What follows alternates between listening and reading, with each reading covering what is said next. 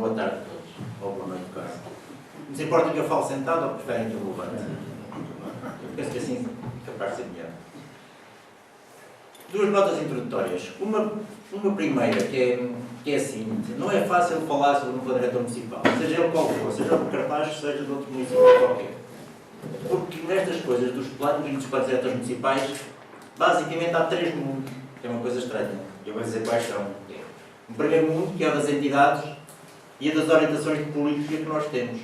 Política nacional, política regional, que já estão fartos de ouvir falar no PROT, que impõe que só se pode edificar em solo rural se tiver uma parcela de 4 hectares, que as zonas de produção devem ser concentradas. Portanto, há um conjunto de orientações legais que são impostas quer pelo Governo Central, quer pelo quer pela administração regionalizada, digamos assim. Portanto, esse é um primeiro mundo que pensa o território de uma forma ideal.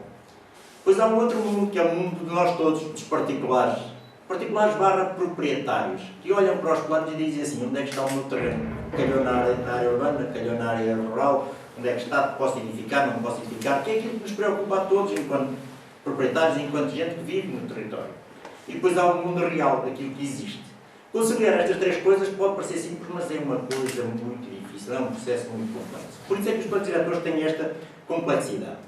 A segunda nota é a metodologia, como o Presidente falou, que eu acho interessante. Primeiro fui um bocado crítico, torci um bocadinho o nariz, assim, raramente um município promove discussão de um plano diretor municipal, mostrando desenhos, mostrando abertamente as opções que estão em cima da mesa, sem as ter previamente consensualizado com as entidades que estão montando. E assim, isto pode gerar aqui uma expectativa que às vezes a gente não consiga levar a bom cabo, ou a bom porto. Mas, por outro lado, depois de pensar bem, também podemos pensar da seguinte forma. É uma forma corajosa, e aí tiro o chapéu ao Executivo, de fazer uma gestão aberta. Está a mostrar, sem qualquer pejo, a fase em que está do plano diretor municipal, quais são os anseios, quais são as ambições. Isto é começar por discutir o PDM do Cartaz no Cartaz. A fase seguinte é, vamos passá-lo então pelo crivo das entidades, e aí sim vamos ter que ter uma capacidade e uma base de fundamentação de todas estas propostas para ver se as conseguimos passar. Mas até a realização destas sessões de participação e de discussão do plano municipal vão constituir um fator de fundamentação e sustentação das propostas que vamos apresentar junto às entidades. Posto isto, estas duas notas, o que é que eu vos iria propor aqui hoje? Nós vamos dar conta, de um traço muito genérico, sem esmaçar muito, qual é o ponto de situação dos trabalhos de revisão do PDM, apresentar e explicar os fundamentos da primeira versão do modelo de ordenamento, é o que nos interessa. O PDM é aquela carta que classifica o solo, depois já irei explicar cada um destes conceitos, e depois explicar também como é que se constrói e quais são os condicionalismos que estão por base da definição desta proposta. Explicar quem faz, quem envolve e o que é um plano diretor municipal. Acho que isto é importante nós termos esta noção, porque só assim é que podemos perceber também as dificuldades que os técnicos, que os executivos, que os políticos e que as pessoas vão sentindo em todo este processo que, como o Presidente diz, já vai longo. O que é um PDM? É a primeira grande questão. E a gente já tínhamos falado disto naquelas apresentações, não sei se alguém já ouviu, mas acho que é importante a gente repensar e fixar bem isto. Um PDM, no essencial, é isto, é um regulamento administrativo, é uma lei, não é mais do que isto. E uma lei que é publicada em Diário da República. Portanto, se é publicada em Diário da República, é obrigatório de cumprir. E como diz o texto da lei, PDM vincula quer as entidades públicas, quer os particulares. Isto é, as entidades públicas e os particulares, a partir do momento em que o PDM é publicitado em Diário da República, têm que cumprir o plano diretor municipal. O não cumprimento do plano diretor municipal pode até, em alguns casos, provocar a necessária perda de mandato autárquicos eleitos. Portanto, não é uma coisa simples, nem é uma coisa de responsabilidade de quem tune. Não, é uma coisa com responsabilidade importante, desde o início até ao fim. Por ser uma lei, o PDM tem logo esta grande questão. Tem que ser enquadrado num quadro legislativo, que no caso do urbanismo e do ordenamento do território é diversificado, isto é, temos imensas leis que vão se cruzar com o plano municipal e, para não ser sempre a mesma coisa, é complexo. Temos muitas leis e muitas leis complexas. Isto, em matéria de ordenamento do território e do urbanismo, nos últimos anos, ou digamos até na última década, tem tido um ritmo frenético mesmo. Isto são só alguns dos tipos de leis às quais o plano diretor municipal não pode fugir. Começa logo pelo Programa Nacional de Políticas de Ordenamento do Território, PNPOT, a Lei de Bases Gerais de Políticas de Solo e Ordenamento do Território e Urbanismo, que é aquele nome muito complicado também, a Lei de Bases, o regime jurídico dos instrumentos de gestão territorial, a classificação do solo, a reserva agrícola, a reserva ecológica, o ruído, as florestas, as áreas ardidas, a avaliação ambiental estratégica. Portanto, uma imensidão de quadro legal ao qual temos que respeitar. Então, veja a complexidade que isto tem. Temos, de facto, imensas leis. E também não envolve apenas o município. Um PDM não é uma coisa que está aqui fechada no gabinete, está o Sr. Presidente a dizer para a pinta de amarelo, pinta de azul, ali é urbano, ali não é, e os técnicos estão a desenhar. Não. O PDM é um bocadinho mais do que isso. Aliás, tenho que dizer às vezes, quase em jeito de brincadeira ou de provocação, num plano diretor municipal, a margem de decisão do município é bastante restrita. Isto é, tem muito mais entidades envolvidas, tem estudos e tem condicionantes sobre o território que reduzem, de facto, aquela autonomia que a gente pensa que o poder local tem, que não tem. Na lei, ou perante a lei, o poder local, a autonomia do poder local é organizar, planear, elaborar planos diretores municipais e organizar o seu território, mas está balizado e está condicionado num quadro legal, num quadro de participação de entidades, num quadro regional e num quadro nacional, que condiciona muito o fator de decisão. Não é uma decisão arbitrária, ela está muito canalizada. E isto é importante ter esta noção. Isto era o tal caldeirão que o Presidente falava há pouco, que havia 19 entidades que vão existir parceiros vinculativos, é verdade, desde a CCDL do Val do Tejo, ao Instituto de Conservação da Natureza e Florestas, a Autoridade Nacional de Proteção Civil, a Direção Regional da Agricultura de Lisboa e Val do Tejo, a IRS, a IGESPAR, a ADREC, sei lá, uma infinidade de entidades, mais um conjunto de estudos que também temos que obedecer, ao PNPOT, ao PROT, ao POR, ao Património, ao RIX, ao Mapa do Ruído, ao PROF das Florestas, ao PN do Turismo, ao PNA da Água, à RAN, à Rede Natura, à Estratégia Nacional de Bioconservação e Diversidade. Portanto, temos aqui um conjunto de documentos e um conjunto de entidades que vão balizar já as opções do plano municipal. Portanto, a gente não pode chegar ali e tomar as decisões que entende, porque a realidade não é essa. E há 3 grandes níveis que o plano municipal tem obrigatoriamente de mostrar articulação e compatibilidade com eles.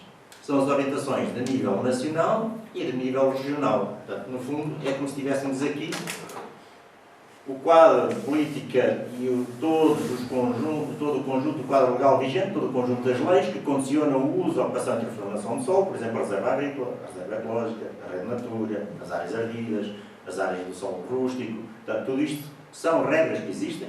A nível nacional, há um instrumento importante, ou 2 instrumentos importantes, que é o Plano Nacional de Políticas de Ordenamento do Território, que é a Lei 58. É uma lei mesmo, que é publicada pelo Governo, que define a estratégia de ordenamento para todo o país. E ao qual todos os planos têm que obedecer. A Lei de Bases do Solo, que saiu há pouco tempo, também é de 2004, também é uma lei importante, portanto temos aqui o nível nacional. Este nível nacional influenciou o plano regional, PROT OVT, ou Oeste e Val do Tejo, que vocês já sentem alguns efeitos. Aquela implicação dos 4 hectares, só se pode edificar uma habitação em área rural com 4 hectares, resulta de uma imposição do PROT. Portanto, é um nível regional a mandar, um nível local, e depois também temos aqui uma bolinha mais pequenina, o PDM a nível local. Mas tem que obedecer a tudo isto cá para cima. Portanto, há aqui uma escala hierárquica de compatibilidade e de articulação obrigatória. E então chegamos à revisão do quadro municipal. Como veem, as coisas já não são assim tão simples, nem dependem única e exclusivamente da vontade de um qualquer executivo que esteja a rever o seu quadro municipal. E o que é que diz a visão de política nacional, o tal PNPOT, e regional, o tal PROT? Basicamente, em termos de linguagem simples, defendem 3 conceitos. Tem que haver racionalidade na ocupação urbanística, devemos contrariar a dispersão urbana e fomentar a concentração, gerando dimensões urbanas ótimas e otimizadas, estruturadas e infraestruturadas. O que é que isto quer dizer? Deixem-se lá de construir por tudo quanto é sítio e vamos tentar juntar e aglutinar tudo isto em centros com alguma dimensão, porque assim vamos rentabilizar a rede das infraestruturas e vamos rentabilizar o acesso às escolas, aos equipamentos e deixamos de ter um território com tanta dispersão a nível de construção. Esta é a visão como se encara o território e goste ou não se goste, é a visão política nacional que temos que orientar a gestão do nosso território.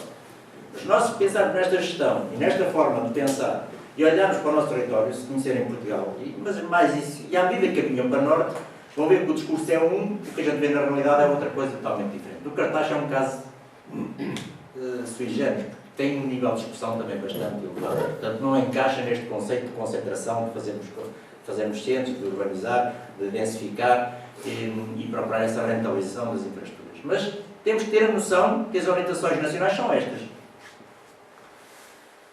O recente quadro legal vem... O que é o recente quadro legal? É a lei que rege a elaboração dos projetos municipais. Parece este jargão aqui que é o regime jurídico dos instrumentos de gestão territorial. Mais a lei de base diz mais ou menos isto. Solo urbano, e o solo urbano é aquilo que a gente vai poder fazer as nossas casas, os nossos armazéns, os nossos comércios, os nossos serviços, é aquilo que já se encontra total ou parcialmente urbanizado. Portanto, para se classificar solo como urbano, eles têm que estar ou urbanizado, parcial ou totalmente. Tem que ter as infraestruturas, tem que ter as ruas, tem que ter já alguma construção. Portanto, o conceito de solo urbanizável que havia nos planos antigos, que eram áreas que a gente dizia, isto são áreas de expansão, isso acabou. Deixou de existir do ponto de vista legal. Essa figura deixou de existir. A própria lei admite depois alguma exceção ao solo urbano. Portanto, a tendência dos planos é vamos lá encolher o perímetro urbano, porque só o solo urbano é só aquele que já está edificado, não é outro. Já tem que ter lá a rua, já tem que ter lá as casas, já tem que ter lá as infraestruturas. O solo urbano é este. E deixem-se lá do resto. O resto é só o rústico. E se depois quiser promover uma ação que seja importante, que faça falta naquela freguesia, construir mais habitações e fazer um investimento para fazer face às necessidades de habitação, pode fazer. Tem que elaborar um plano pormenor, dizer quando é que o faz, quem é que o faz, quem é que paga as infraestruturas, e quem é que distribui os benefícios e quem é que fica com os encargos. Isso tem que ficar escrito num contrato de urbanização do promotor com o município. Já estão a ver que a realidade é um bocadinho diferente do que se fazia há 10 anos atrás. A gente fazia aquelas áreas urbanas ali, a expansão é para ali. E depois, através de ultimamentos, íamos construindo. Agora, façam no plano legal, isso não vai ser possível. Só o espaço urbanizável terminou e as regras de urbanização desses espaços vazios, quando não estão em solo urbanizado ou parcialmente urbanizado, já são estas e a gente já tem que saber bem quem faz, quem paga, quando faz. É para evitar os mecanismos de especulação que ocorreram nos anos 80, dos anos 90. Era uma lei interessante se tivesse 20 anos atrás. Agora, no contexto atual, julgo que já é mais complicado, porque a dinâmica já é diferente. Portanto, a ideia importante que eu gostava aqui de partilhar convosco é que nós temos que ter sempre esta noção. Um plano diretor não é um plano da exclusiva responsabilidade do município. Isto é importante, porque a gente às vezes gera expectativas que não são verdadeiras. É, sim, um plano de consenso e de compromissos. O município vai ter que chegar a muitos consensos e muitos compromissos com as entidades. E vai chegar a um ponto que alguém tem que ceder, tem que dizer assim, pronto, chega ao período de discussão, de concertação, vamos ter que aprovar uma proposta de plano. Há, de facto, e temos que ter noção disso, que o plano diretor municipal percorre este caminho. E também não é um plano de ação. Isto é, a gente olha para um plano diretor municipal, que é uma coisa daquele género, a gente não vai ver coisas em concreto. Não vai dizer, o município vai fazer isto, vai fazer aquilo, vai fazer equipamento, vai fazer ali uma zona esportiva, vai fazer um parque urbano. O plano diretor municipal já não é assim. O plano diretor municipal é um documento cada vez mais estratégico. O que é que isso significa? Dentro da estratégia que o município define, o plano diretor municipal vai classificar o solo para permitir que essa estratégia se cumpra. Mas pode ser essa estratégia ou uma outra qualquer, desde que respeite a classificação do solo. Quer isto dizer o quê? Eu defino que a minha estratégia importante é o desenvolvimento empresarial. Classifico determinadas zonas para instalar empresas, para poder criar ou gerar esse tipo de emprego. Mas posso definir também que o turismo é importante no fortalecimento do meu setor, da base económica local. Mas o turismo já não tem localizações concretas. O turismo é uma coisa interessante que pode acontecer em qualquer sítio do território. Não vai ter uma marcação física. Os empreendimentos turísticos podem acontecer quer no solo rural, quer no solo urbano. É uma diferença grande que havia nos planos diretores municipais anteriores, que a gente classificava esta zona, é uma zona para um empreendimento turístico. Agora não. Os empreendimentos turísticos podem acontecer no solo rural, no solo florestal, no solo urbano, podem acontecer alguns por ali. Pois quando alguém tem uma intenção concreta, tem mais uma vez que demonstrar quando é que faz, quanto é que custa, como é que pensa financiar, quais são os critérios de sustentabilidade que tem e tem que compatibilizar com todas as condicionantes, com a reserva agrícola, com a reserva ecológica, com a rede natura, que se for o caso disso, com as áreas ardidas. Portanto, é uma perspectiva muito mais aberta do plano diretor municipal. Nesse aspecto, é uma vantagem, é um passo adiante que esta geração de planos nos proporciona. O plano diretor municipal, isto também é importante, tem estas duas peças fundamentais. De um lado, uma planta de ordenamento, que é uma coisa daquele género que ela está fixada, que já iremos falar sobre ela. Do outro lado, um regulamento que define as regras. A planta de ordenamento classifica o solo. O regulamento estabelece as regras, como é que eu uso, o que é que eu posso, o que é que eu não posso fazer. Portanto, basicamente, olhando para os elementos que constituem um plano, é isto que a gente encontra como os elementos que são os elementos fundamentais, aqueles que vinculam diretamente quer os particulares, quer as entidades públicas. A ambição do plano diretor municipal era um pouco aquilo que o Presidente dizia na sua intervenção, é ter capacidade de não ser obstáculo.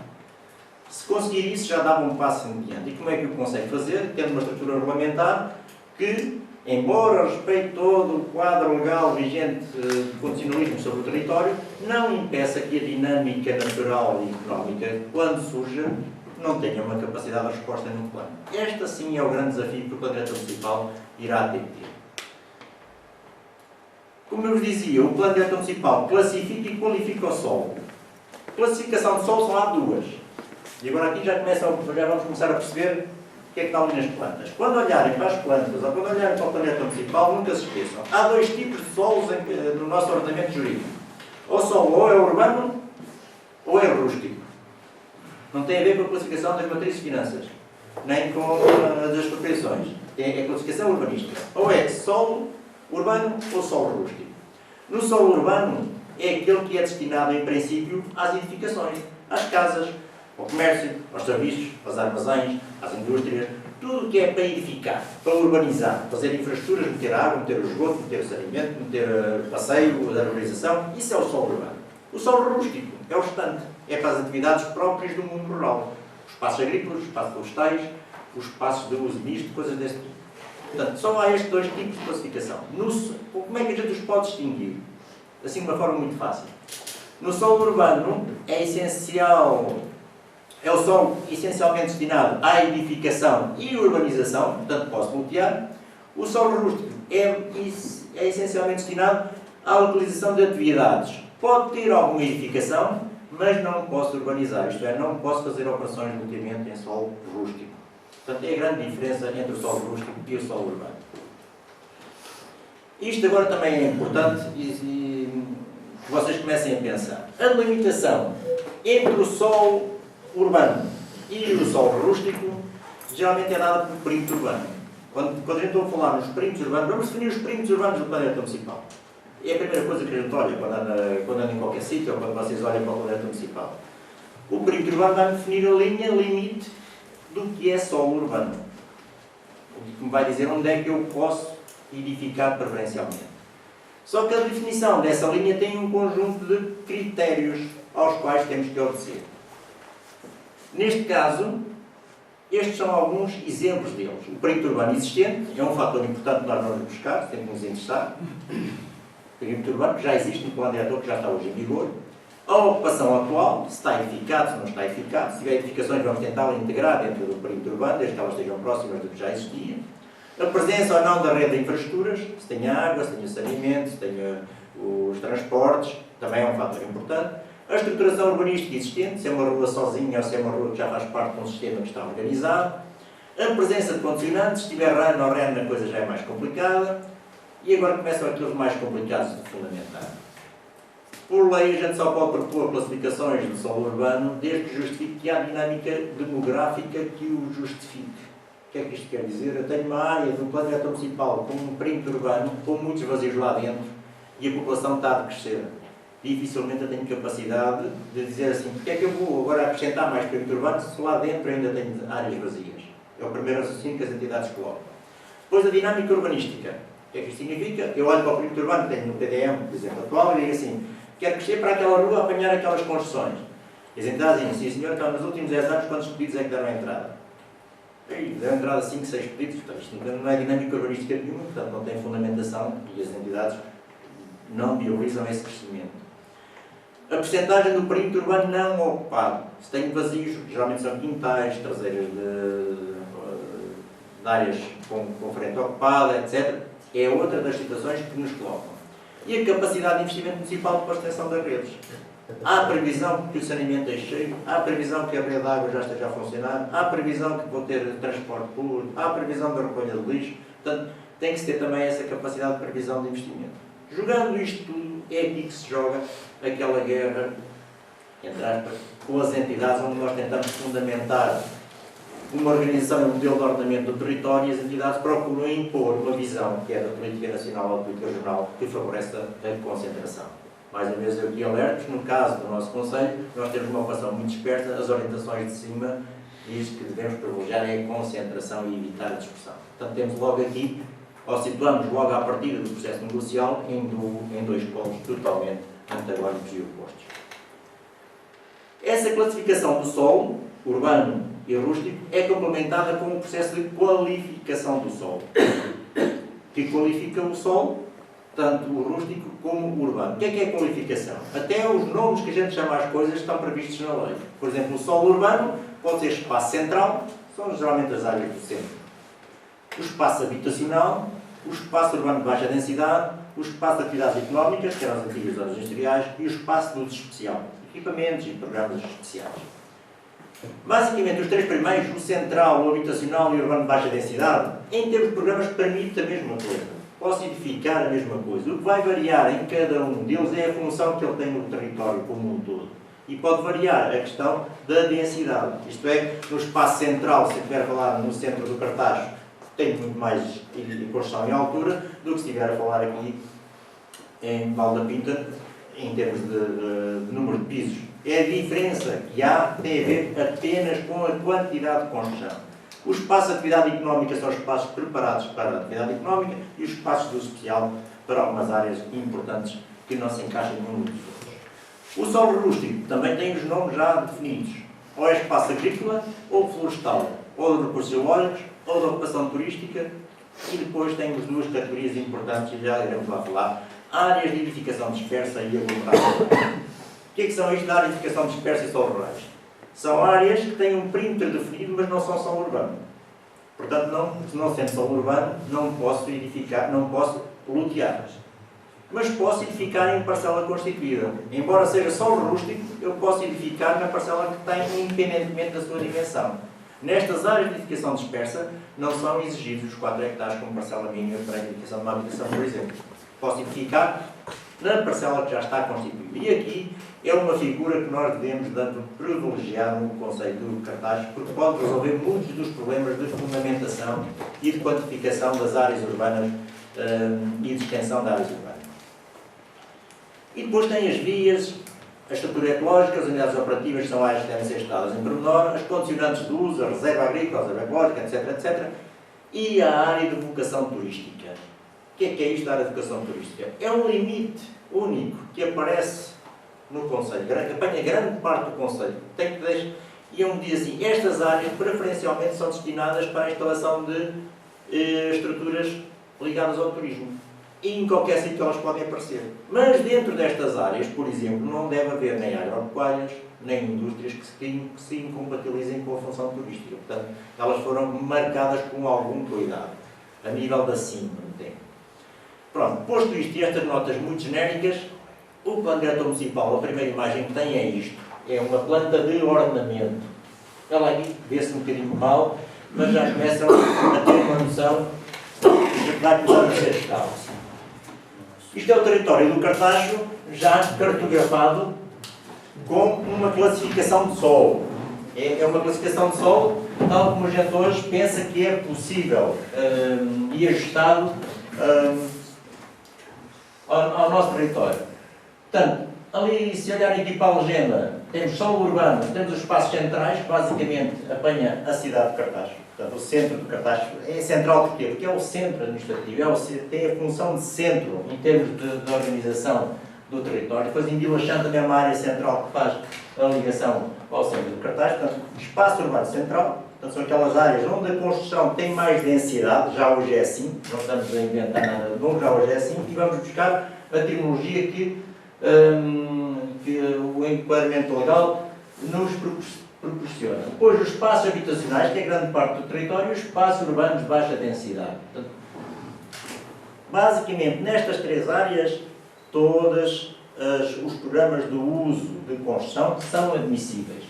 Depois aparecem ali lá o espaço urbano de atividade económica, que são as zonas onde estão instaladas as atividades económicas. Temos o Valley Park lá em cima, temos a Lapa, temos ali em Val da Pedra também um conjunto de empresas que constituem alguma dimensão, mas depois há muitos pequenos espaços esgarrados. Portanto, procurou-se privilegiar, sobre esse ponto de vista, a atividade económica nos sítios onde ela já estava.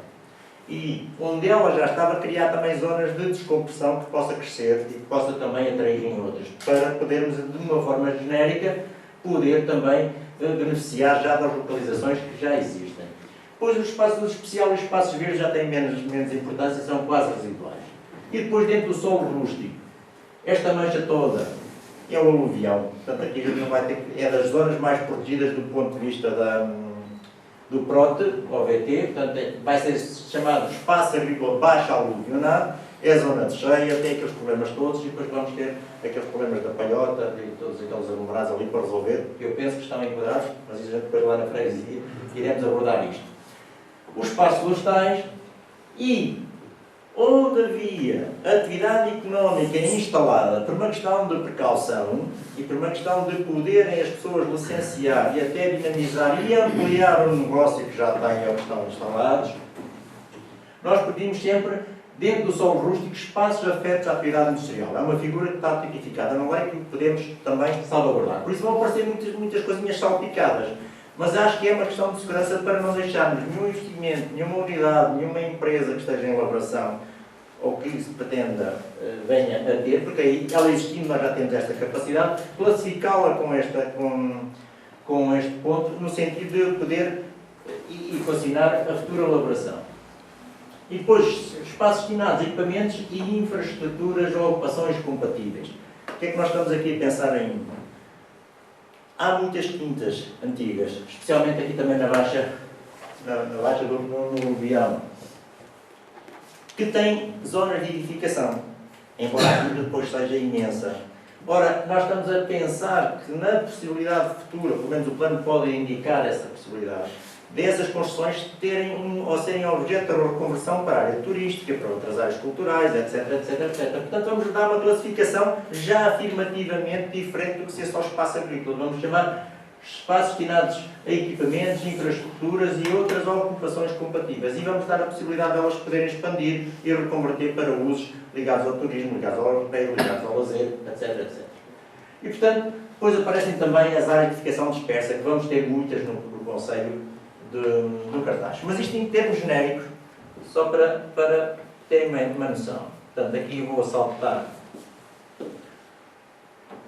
porque aqui acaba por ser a União de Freguesias do Cartaz e Val da Pinta lá no canto.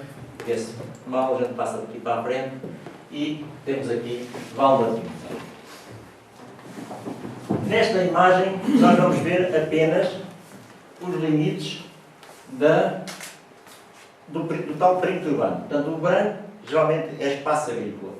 Portanto, toda esta zona foi classificada, toda esta zona desta cor está classificada como espaço urbano, solo urbano, espaço habitacional. Isto é possível edificar para construção, seja para habitação, para comércio, para serviços, para armazéns, pronto, no fundo é a área onde se pode edificar.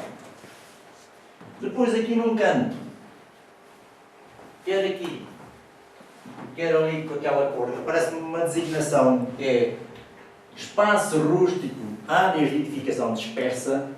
Não se trata de solo urbano, mas são as tais áreas onde se pode edificar em parcela constituída. Não vou ter ali a implicação da questão dos 4 hectares.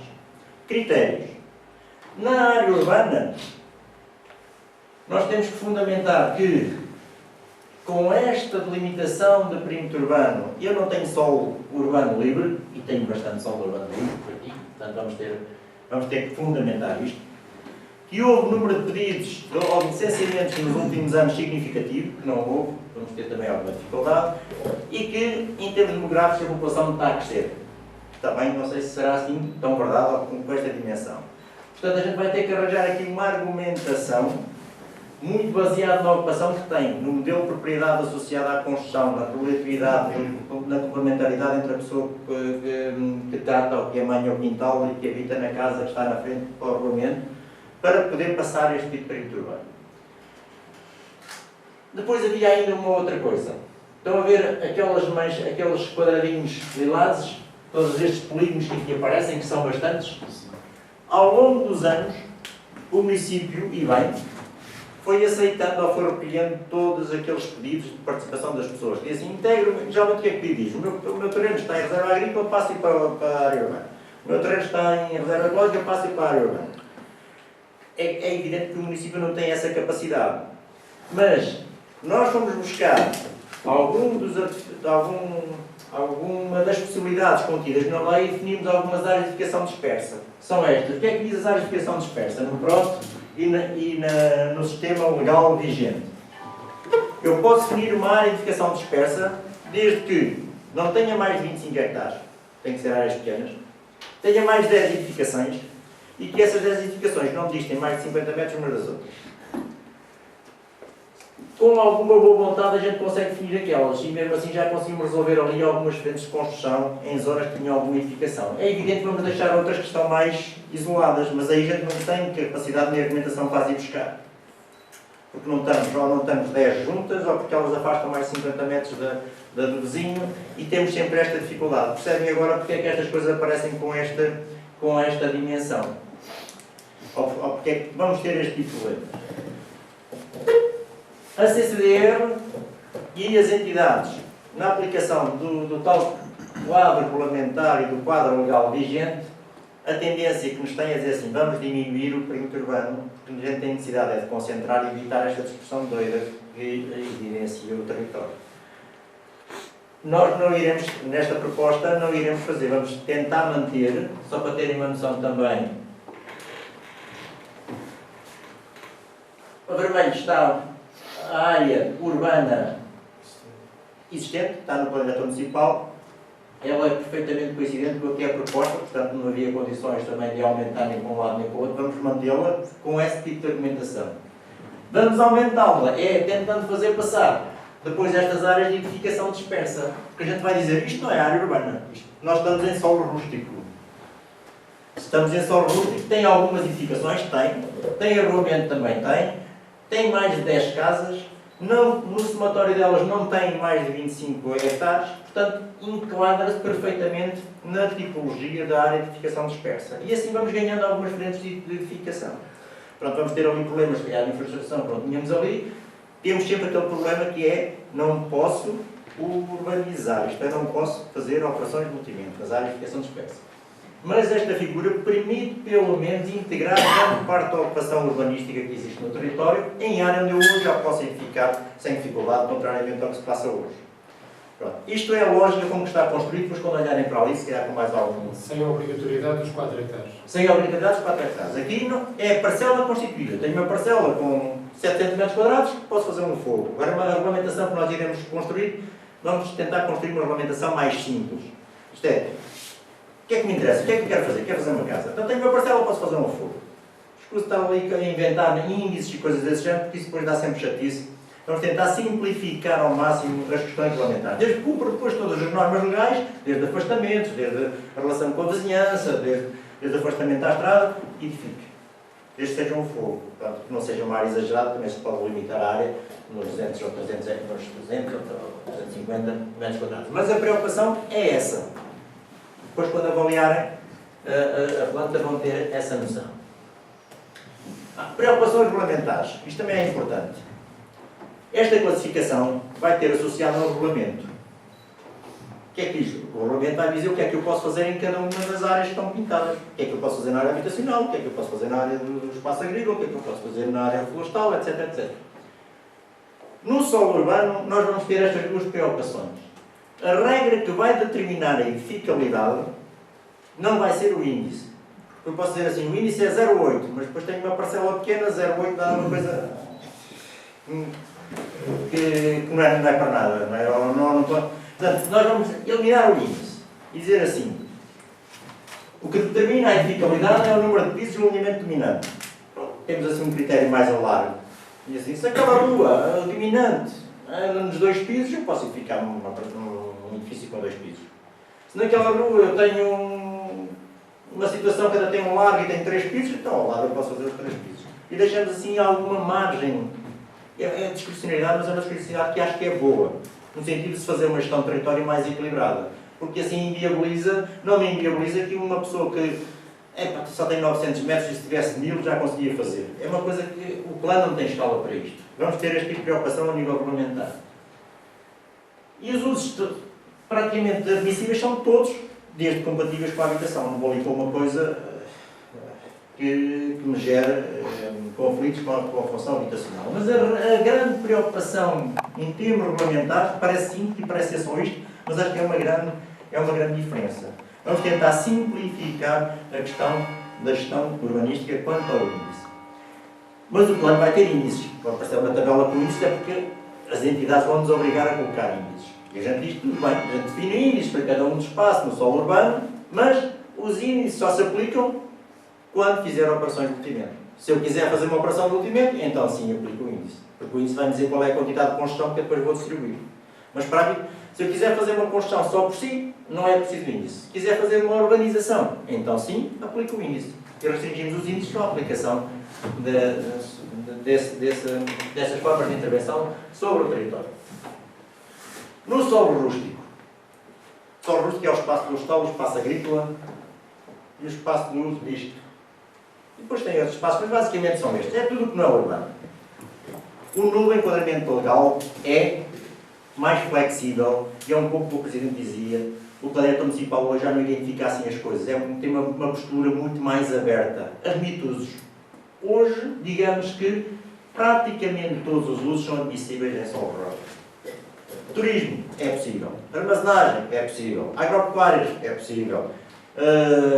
Indústria também é possível. Desde que com algumas condições. Qual é o uso que fica de facto bastante mais restritivo? É o habitacional. Mas aí não é pela via do plano, é pela via do PROT. O PROT é que vem com aquela regra que para construir uma edificação para a habitação, no mínimo tem que ter 40 mil metros quadrados, o que significa que praticamente ninguém faz.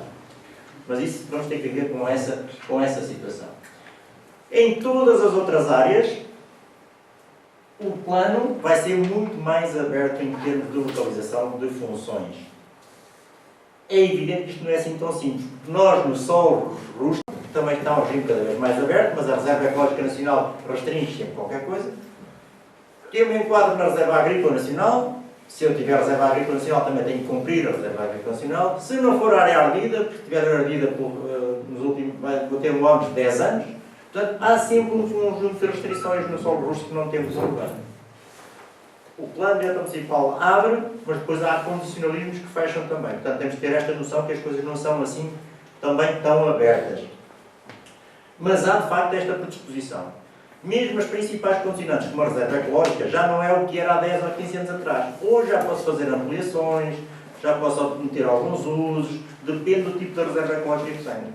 Portanto, as coisas vão evoluindo. A reserva agrícola também é possível irmos alterando. Portanto, temos sempre alguma abertura a esse nível no plano diretor municipal. Um aspecto importante também, em termos regulamentares, o plano diretor municipal continuará a integrar dispositivos e normativos legais que permitam a legalização e o licenciamento de construções que não estão licenciadas, à luz do ordenamento jurídico que está em vigor. Pronto. Principais pontos críticos, isto também é importante. Este é o principal. Nós temos aquela proposta, e aqui vocês têm mesmo que interiorizar isto, porque vão ajudar a Câmara e vão nos ajudar a nós a defender a proposta do plano de ordenamento. Nós temos aqueles perímetros desenhados, temos as áreas de edificação dispersa desenhadas, mas depois sobre o território temos a reserva ecológica. E isto é a visão da reserva ecológica do Conselho do Cartaz. A reserva ecológica com a reserva agrícola. É uma imensidão, eu acho que isto não faz sentido absolutamente nenhum. Se há valores naturais a proteger, que se protejam e que se preservem. Mas não pode ser tudo, ou quase tudo. Porque a gente repara para os verdes, sobra de facto ali a zona da cidade de Cartaz e pouco mais e umas áreas construídas, tudo o resto é reserva agrícola e reserva ecológica. Isto ainda está na fase de limitação, porque aqui em Lisboa e Valteiro o processo tem sido um bocadinho mais lento. Mas reparem, Val da Pinta está aqui, portanto, isto acaba por ser a área que está construída, e ali, aqui estamos nas zonas da área de educação dispersa, a maior parte destas áreas ainda tem muita reserva agrícola e muita reserva ecológica, e a gente vai ter que negociar isto. E se a gente sair das áreas que nós ali definimos, é tudo reserva agrícola e reserva ecológica. Portanto, aqui o município não tem muita capacidade, tem alguma capacidade de argumentação e vai tê-lo, mas não é, digamos assim, não está nas mãos do município ter menos ou mais reserva ecológica, nem ter menos ou mais reserva agrícola. Isto resulta das orientações legais que nós temos. Portanto, e este sim é um grande entrave